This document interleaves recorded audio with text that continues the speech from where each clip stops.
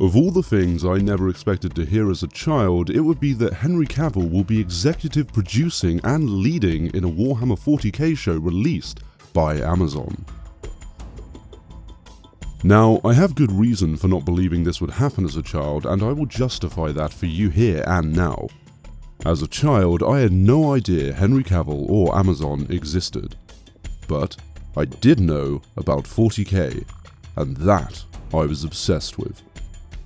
Now, as a fully formed human adult nerd who has pledged his allegiance to the God Emperor Henry Cavill, I am obviously very interested in this upcoming project and the news that things are now properly rolling.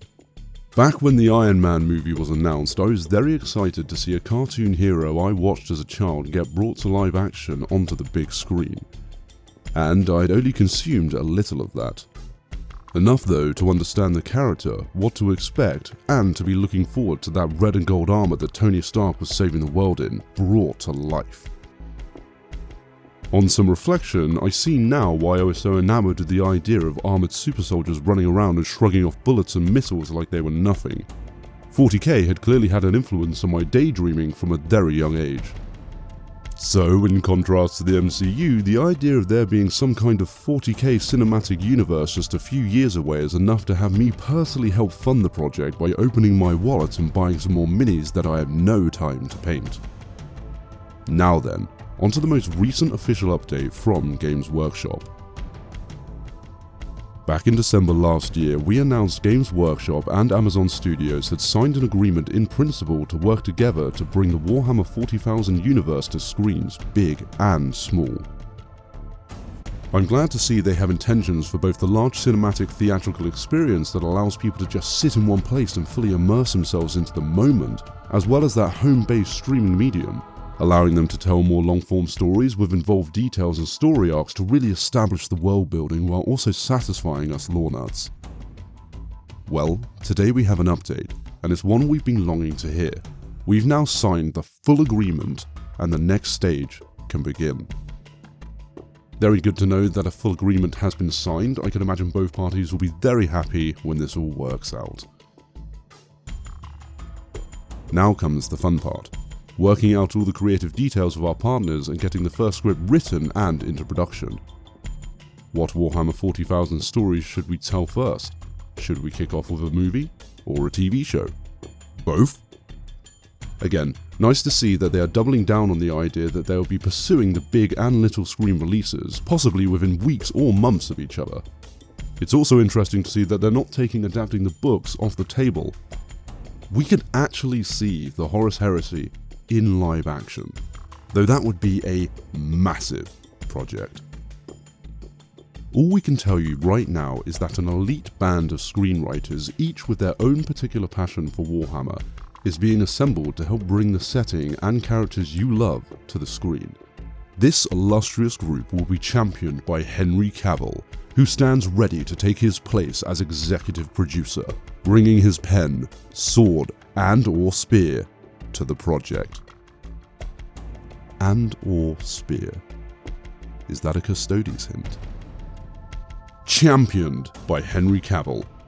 It's a big positive to have Henry Cavill be seen as a figurehead for this project, especially after the Witcher controversy, and how Game Workshop do see the value he as a fan can bring to the production, but also what he represents for a lot of us fans. We're on his side, and they are using that with great effect.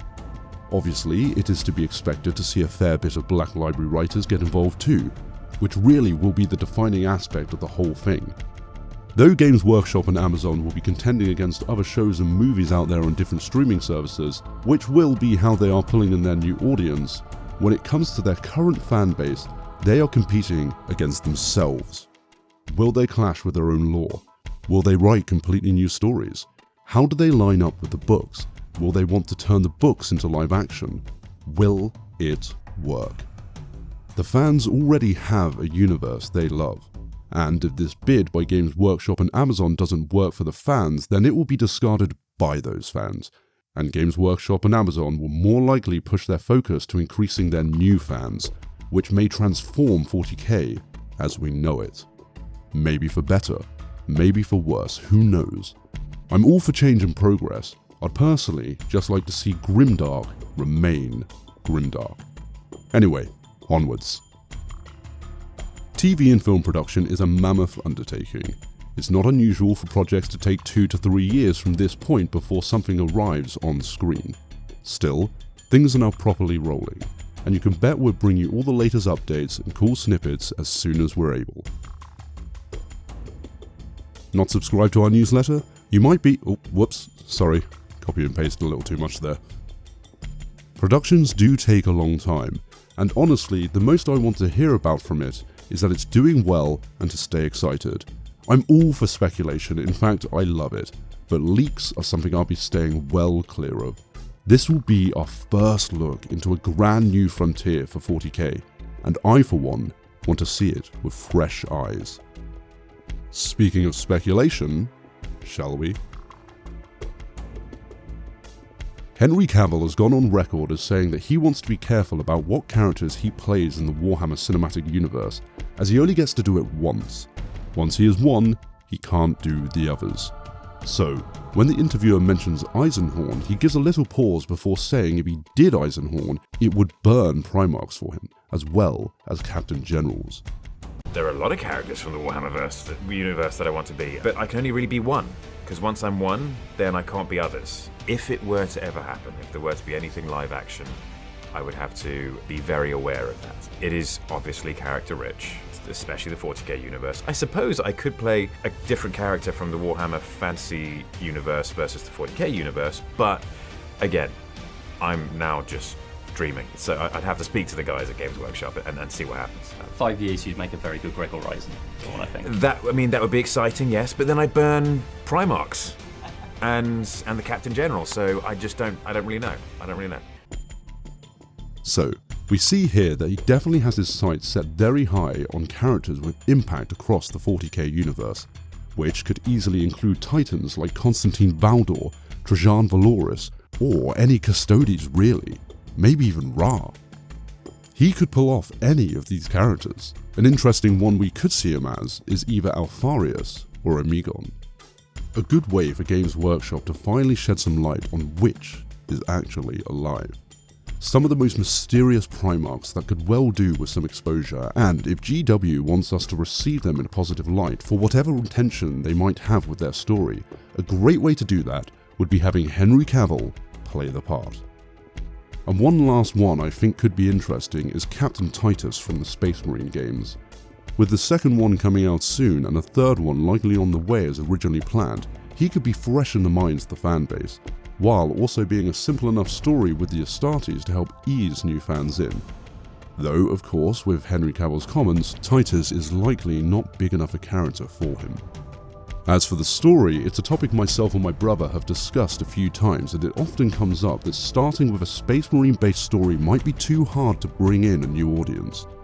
It can be hard to relate to, especially if they want to bring in all those FPS gamers out there who have religiously stuck with games like Modern Warfare. There is, however, a faction that easily fits into a more relatable theme, which is obviously the Imperial Guard. They closely resemble modern day military, similar ranks, uniform, weaponry, vehicles and so on. Hell, they are human for a start. Have a story focused on the Imperial Guard, defending some world from one of the more basic brutal races, orcs or tyranids. Do the standard guard things, have them get overwhelmed, show that they can use superior tactics and firepower, sprinkle in some chaos corruption with a psycho maybe. Then, at the end, the heroes save the day. All is one, we're feeling inspired, hopeful for the next movie or season, wondering what other great things the Imperium of Man will achieve in this deep, lore-rich galaxy. And then, of course, an Inquisitor comes down to the Guard Battalion with some Death Watch Marines, shown in all their super transhuman glory. They briefly discuss the victory, ask about the corruption, then proceed to gun down the entire Imperial Guard Battalion, and the heroes we followed right before our eyes are slaughtered, leaving no trace of the possible heresy, and cementing into the audience, old and new, that this is 40k. There are no heroes, there are no winners, there is no peace, for in the grim darkness of the far future, there is only war. Just a thought, Games Workshop, if you are watching. Which I doubt. Anyway, I'm going to remain optimistic about this. And though I don't want to spoil anything for myself, one day I'd like to think myself lucky enough to step onto one of these sets and see this terrible universe be brought into creation for us fans. And lots of money, because let's not be too naive here, Games Workshop and Amazon Studios really like money. Yes, in the grim darkness of the far future, being optimistic may be foolish, but to be honest, I'm easy to entertain. I still enjoy the MCU, The Marvels was a fun movie, I'm glad I watched it. There you go, I said it. Any credibility you thought I may have had just went right out the window. And so now, I'm going to stop myself here. Thank you all for watching if you made it this far. If you liked the video, give it a like, subscribe if you want more, and comment down below what you want to see from the Warhammer Cinematic Universe. Let's feed the algorithm god. I also have a Patreon in the description below if you would like to support the channel for just £1 a month. Thanks again, my friends, and ta for now.